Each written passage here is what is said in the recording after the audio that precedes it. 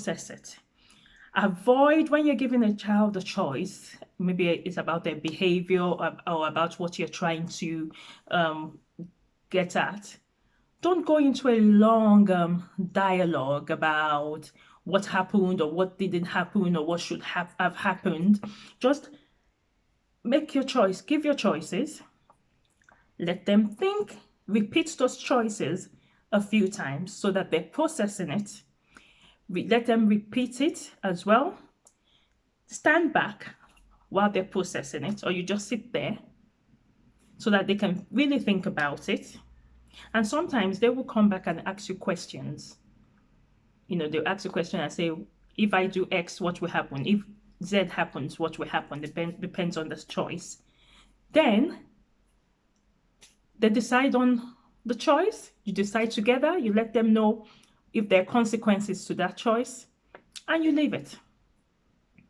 Sometimes as parents, we tend to go on and on and on about things with children and just give, you did this yesterday, then you did it the day before yesterday, and I bet you're going to do it. We don't need all that. No need for going into different dialogues. The more dialogue you go into when you're trying to let a child learn from something, it takes away what you're trying to get at. It takes away what you're trying to let them achieve. So the best thing you should do is lay down what the choices are, let them process it, let them think about it, come to an agreement. They know if they turn to the right, what will happen. If they turn to the left, what will happen. They've agreed that this is what, maybe it's like, okay, you have few hours. Tidying up a room is always a very big example when children are younger or in their teenage years, or maybe chores they do in the house and they don't do it. You can have choices about that, maybe about the timing or about when or about how. If they do it, maybe something positive, they can have extra time, maybe playing with friends, or extra time playing a game or doing something that is special to them. But if they choose not to do it, and on the agreement you've made, maybe you're taking something away, or maybe whatever that decision you make, but don't go into a dialogue or going on and on and on with them. So that's what I just wanted to mention about choices. And another thing we have to remember is, really, when we help and give children choices, it really helps them developing their independent skills to be independent.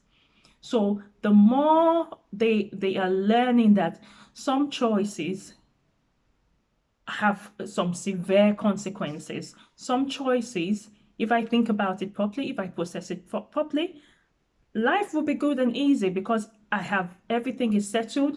No one is upset with anybody. Things are going well. Then they would start learning about these independent skills as they're getting older. Yes, so another fresh nuggets for today is children need positive discipline. Positive discipline develops self-control. Positive, I'm stressing the word positive discipline. Discipline comes from the word disciple. That's where discipline comes from. And it basically means to guide. So when we as parents or as adults, we're to guide children. So when you want to discipline a child for whatever the action is or whatever the situation is, things I would like you to remember is, you have to discipline with intention. Your discipline has to be intentional. Don't just discipline because it's part of, I'm the authority, whatever, and there's no intention, because you are the guide. You want the child to learn something from that situation or action. Discipline is about teaching specific behavior, not punishment. I will repeat, discipline is about teaching a specific behavior, not punishment. If you're trying to help your child to acquire a specific behavior or improve on a specific behavior, you need to think about the type of discipline, the type of positive discipline you are using with them, because that is how you can change things around, and that is why things can be effective, and that is where it will develop their self-control. If we discipline without thinking about what we're trying to achieve and looking at our child's personality and how merging the form of discipline and the personality together to make sure that it's positive and it's effective, it wouldn't really make any difference. And that's why sometimes you find out that you keep giving the same kind of discipline, or you keep discipline in a certain kind of way, and you find out it's not really effective, it's not really working with your child.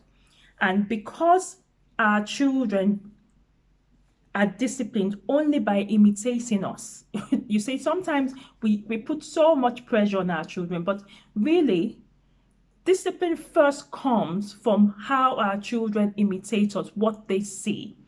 If you live a disciplined life, if every day your child is seeing from everything they say about you, your daily life, the way you talk, the way you behave, the way you treat other people, the way you are in your career, in your goals, life goals, they see that you don't have to be telling them, but they're seeing discipline. They're saying you're being disciplined. They truly follow, because that's all they see. That's all they know. Even if sometimes they want to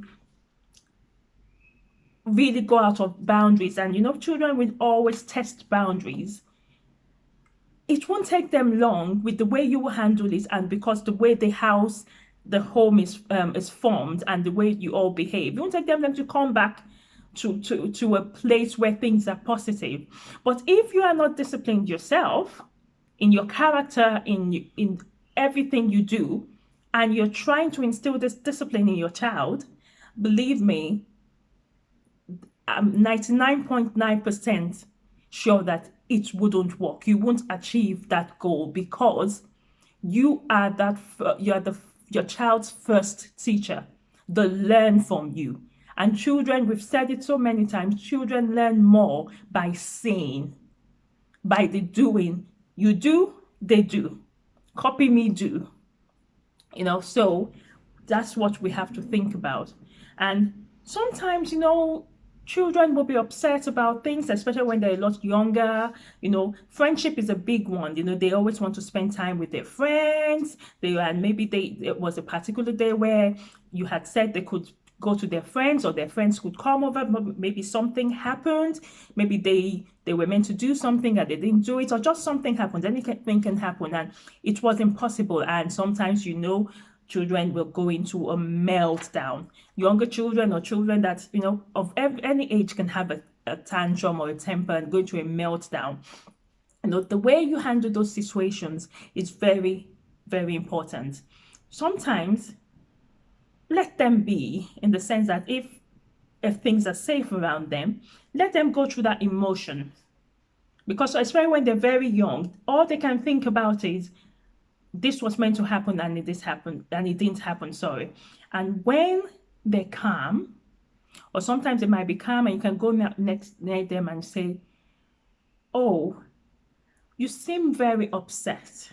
Your language you use with children is very important. And remember, I said, it's the way you portray things, the way you do things, they would imitate. So when situations like that come, where they're with you or they're with their friends, they have learned so many positive skills, life skills from you, that they can use to help others. That's why you see some children and you say, how come you're so matured? How come you're so put together? Look into their homes and you would know that there's something positive happening there. I know you really wanted to go and see your friends, and I can see that you are very disappointed about this. And one thing we always do as human beings, especially as parents, That word B-U-T, but. Try not to put but in your sentences, especially when there is some negativity around, or a child is upset, or something is happening. Let them process what you just said, because you're talking about their feelings. I know you feel disappointed. That's a word a child of any age can really process. If they're younger, they can ask, what does that mean? And you can find the words that that would that will help them understand at the level where they're at. I know you really wanted to do this, to go to your friend's house to see your friend.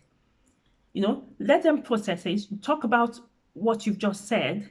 Then later, when they're calm, I remember the word I just said, when they're calm. You're both calm. Talk about what happened. Maybe something they have done that has warranted you saying that they're not going to their friend's house anymore. Talk about what happened. Talk about ways how the behavior could be avoided another time, so that history will not repeat itself. And even if history is trying to repeat itself, they learn from that process, because you've taken everything step by step. So sometimes, even when